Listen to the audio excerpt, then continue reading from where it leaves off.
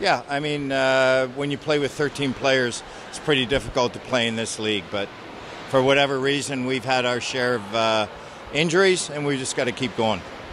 Are the injuries quite nasty ones? Are they going to be out for a few times, or are a few guys who hopefully should be back for next weekend? I don't talk about any injuries publicly to anyone.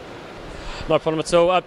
There was a bit of penalty trouble in that first period, but the Lightning got it disciplined again because the Giants' power play was very, very good, wasn't it?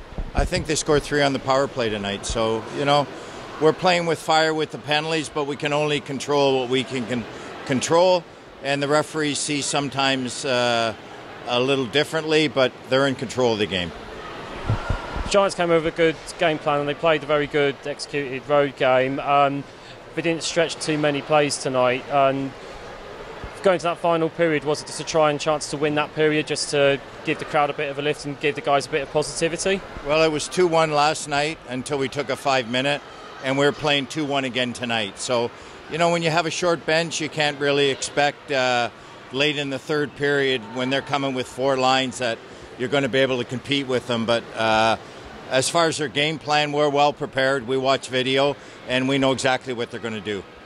Great, thanks, Doug. Yeah, I think that's probably the key right there. The real short bench and tired tonight. But I was actually impressed with your group tonight and how much they battled despite being down short bench. 8 forwards, 5D. It's never easy, and I thought they kept coming at us and kept making it difficult on our guys, and a lot harder than I would have wanted it to be tonight. Given us we have a 3-3, and I was hoping that we could get out of this one.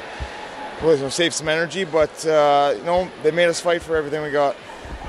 You mentioned in the interview yesterday about the noise in this building. Was it a key for the Giants to go out and get an early goal, because you did quite early on with that first power play opportunity? I'd be lying if I didn't say I hope for the first goal, because you want to try and get this building as quiet as possible, and sometimes a couple early goals can do that. So I certainly didn't want you guys to get that first one and get on top of us, and that's when you start to feel that pressure, and just kind of, I guess, it panics decisions a little bit faster when it's that loud.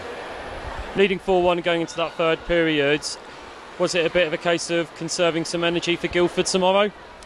I'd be lying if I didn't say yes. I mean, that's certainly in the back of my mind, but I'm also trying to win the game as well. So, I wanted to be sure that we were responsible. I thought we got away from our game in the last 10 minutes of the second period and turned some pucks overs, and that's all. Sometimes that's all it takes to allow teams back into a game. And wanted to make sure that we were responsible in the third period and got the job done. Whether we won it 4-1 or 8-1, it didn't matter to me. It was about being responsible defensively and not wasting any more energy than we had to.